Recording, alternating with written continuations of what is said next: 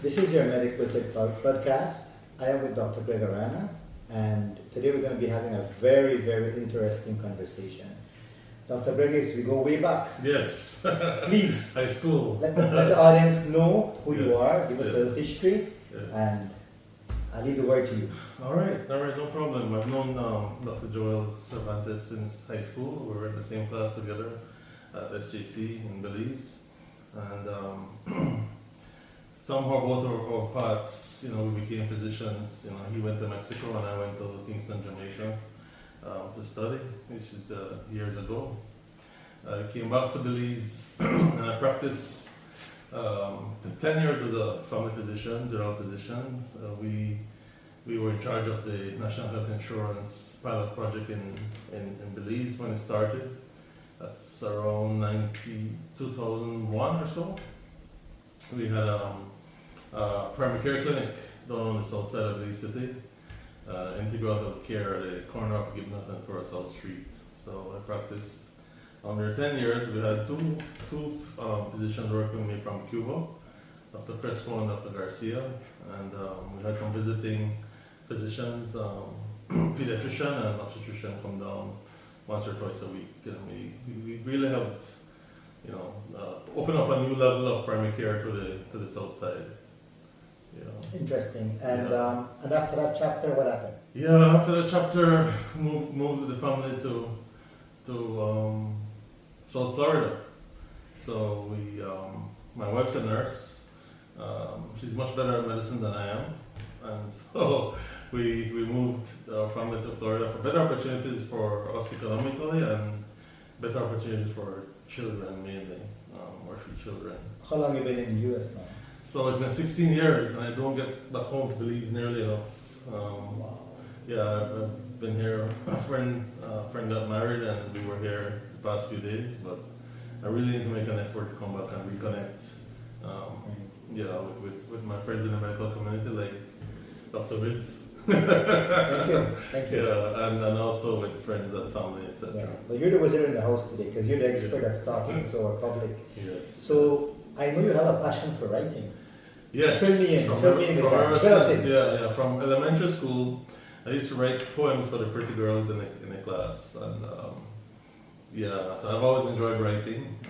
My uncle Milton is this Belizean celebrity poet, and maybe I got some of that from him. But I also have been writing books since I've been in the U.S. I am actually the author of the best-selling I Believe You Can Cook book. That was the first book that I wrote, and it's a bestseller on Amazon. And my most recent book is about herbal tea remedies. And I've always had an interest in sort of going outside traditional medicine, even though I'm a traditional trained physician, and kind of going back to the roots. And that's where that book is coming from, my most recent. This thing about going outside the box, I think we have a similarity in that sense. We look at medicine from a holistic point of view. Yes. Fill me in on that. Yeah, I tell the story that my grandmother cured my fever with a cactus. That's a very catchy thing. Back then I was only between 2 and 4 years old. I was with my grandparents in Punta Gorda, in PG. My parents were away studying.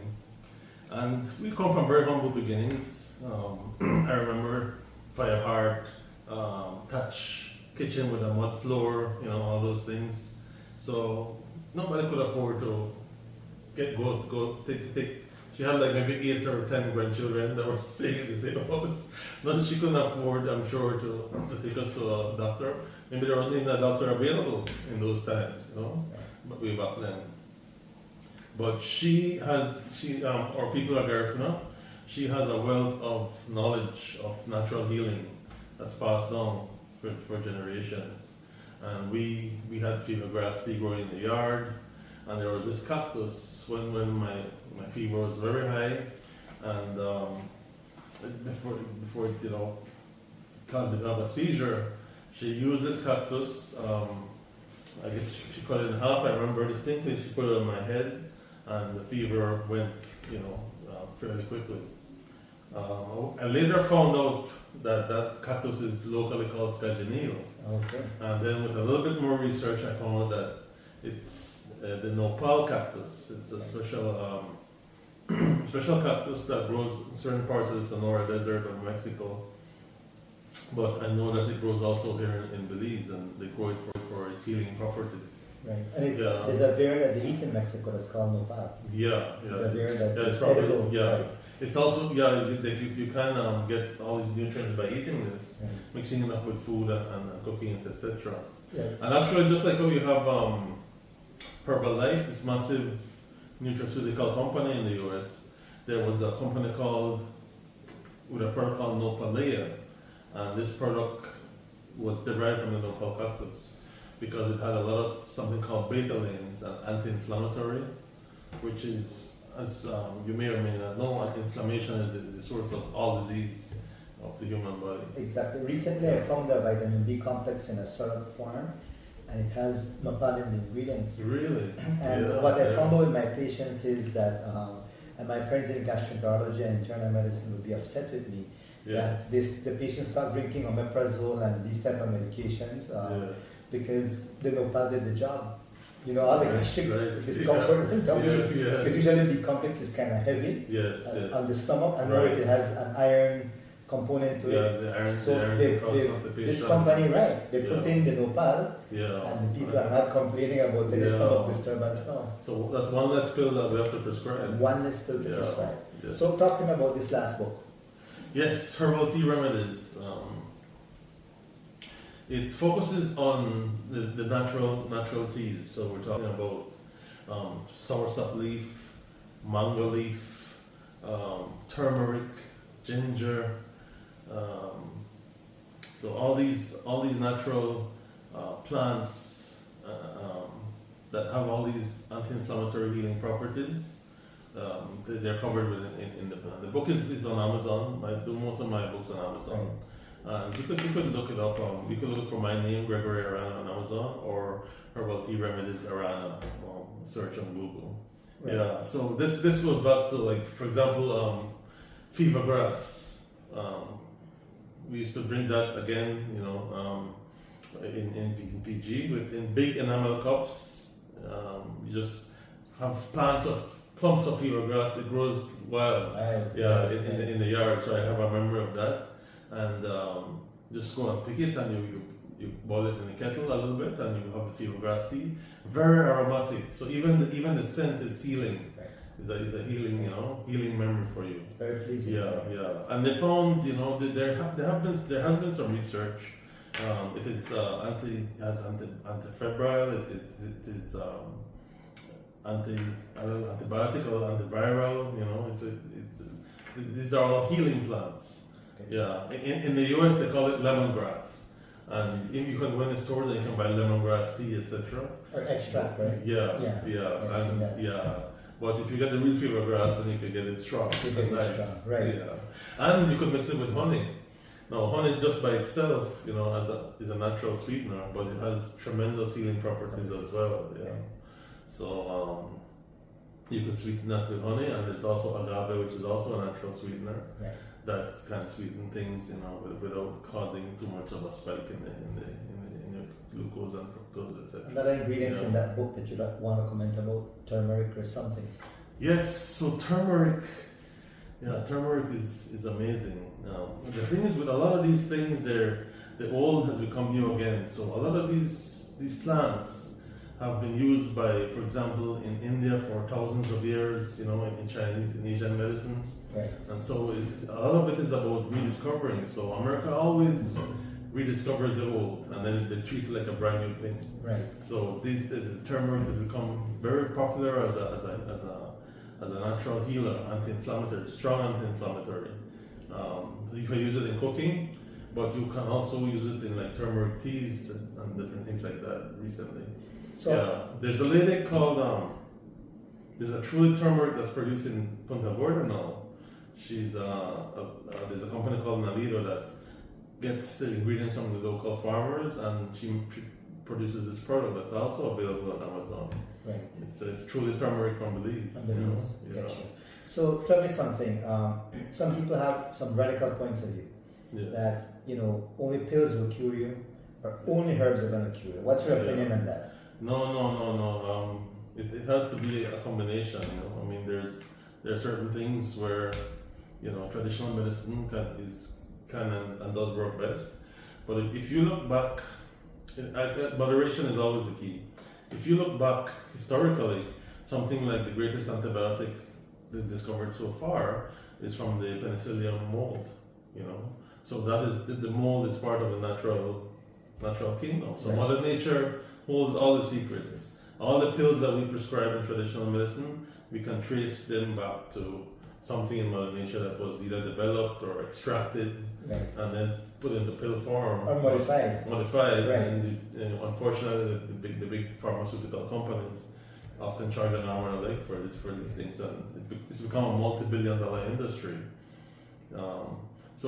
Just as there are some risks with traditional medicine, there are some risks with herbal medicine as well, with herbal teas.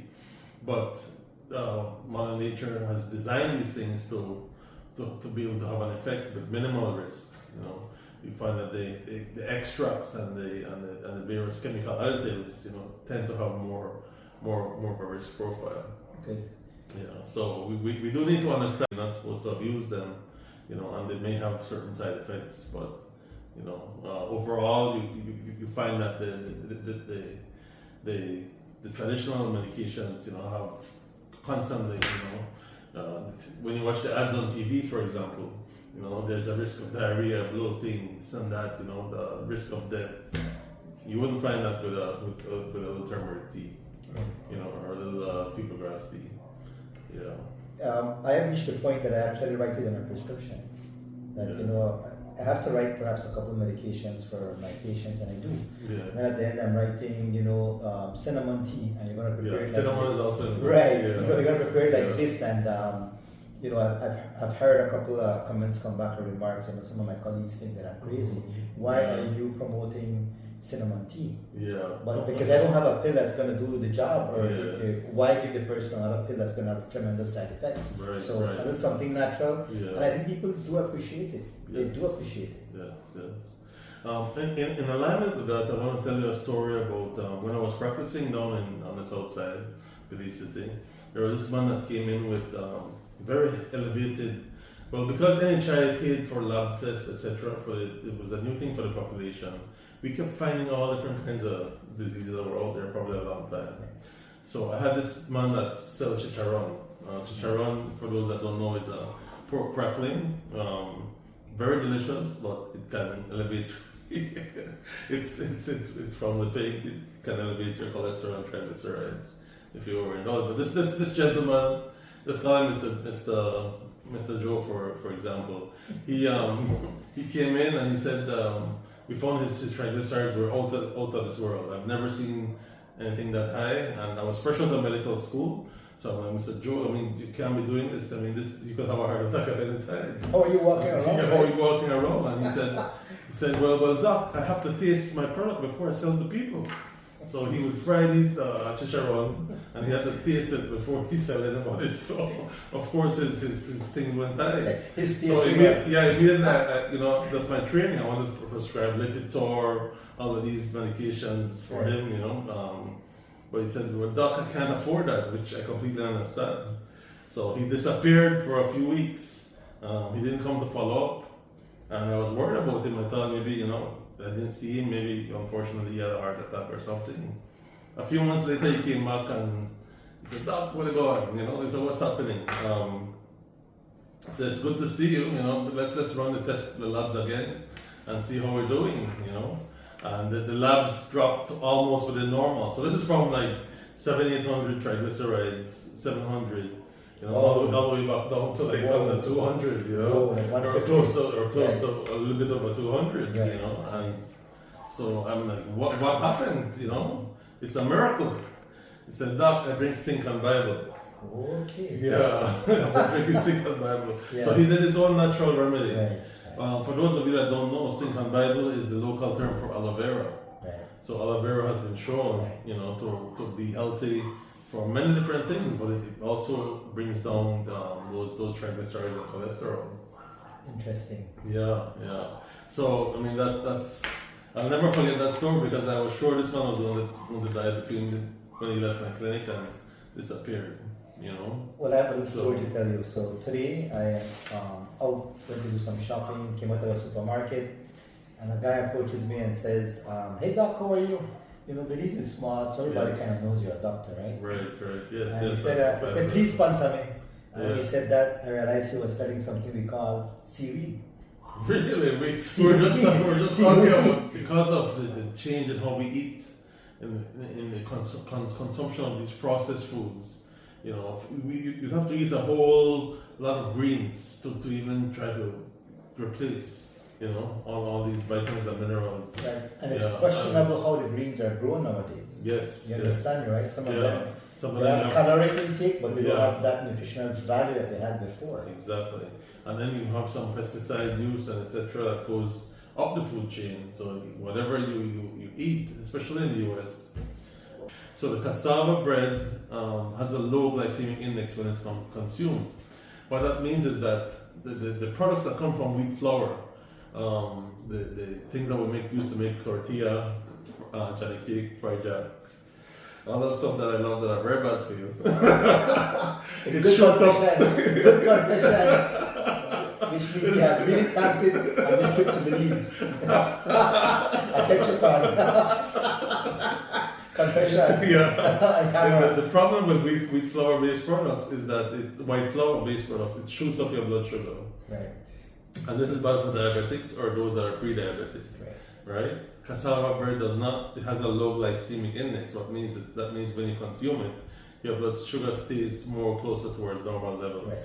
It doesn't cause spikes. Because spikes, it causes a chain reaction in the body that leads to the whole diabetic syndrome. Right. Yeah. So it's healthier for you, the cassava bread. Got it. Yeah. I'm always amazed at the world of natural healing. As I get more and more deeper into it. Years ago, and I remember them showing us that in nature, the plant the tree that irritates the skin. Right. There's always a tree that soothes it growing nearby. Right next to it. Yeah. I found that fascinating. I'm like, wow, nature really holds all the secrets. We just have to open our minds and be open to relearning what we were taught. I remember for a birthday, my wife and my daughter, and we paid for a tour. Okay. And the tour guide took us along a trail, and he showed us that exact tree. I can't remember the name of the tree and the antidote. And he was like right nearby. Right nearby. It's like a yard away, right? Yes, and it was like, if you fall on this, you're gonna get itch, hives, And then the treatment is right next door. Boom! Mother Nature is amazing. Yeah, it's incredible. Nutraceuticals are, I guess, the science of today and tomorrow. Right, for sure. Hi, if you have an interest, you can actually consult with Dr. Greg virtually. You can do that through our platform. And the number for that, if you are interested, is 614-5739. And you can send us a WhatsApp and you want to touch bases with Dr. Greg, and he can give you some very good life advice. And especially if you like natural things, I guarantee you that he's going to delve into that. And he also knows about medication, so it's not a matter of suspending a medication, it's looking for a balance. You want to say something there? No, absolutely. I found that even with my own health journey, I have been hypertensive for years. And for example, knowing that your potassium levels, your magnesium levels affect, your blood pressure. You could be taking pills for years and years and not have it under control. But something as simple as that, could be addressed. Sometimes with natural foods or supplements, to help get it under control. Coconut water. When I was training in Jamaica, coconut water it's rich in potassium. The fresh coconut water, not the one that's processed and full of sugars and so on. Coconut water straight from the coconut tree. That is rich in potassium, and very good natural remedy for high blood pressure. So there's Mother Nature has all the secrets. We just have to peel back the curtain a little bit. Great. Well, any other message you want to give to the public? Well, it's always a pleasure to be home in Belize, and it's my honor to be here on Dr. Wiz's show. And listen to this guy. This guy is very knowledgeable, very wise about so many different things. I encourage you to plug in, to his podcast and to support him in his efforts to educate the public in terms of healthcare overall and from a holistic point of view. It's my honor and a pleasure to be here. Thank you. Let's keep that friendship going. Absolutely. My brother from another mother. Yes. Care about each other. That won't change. That won't change.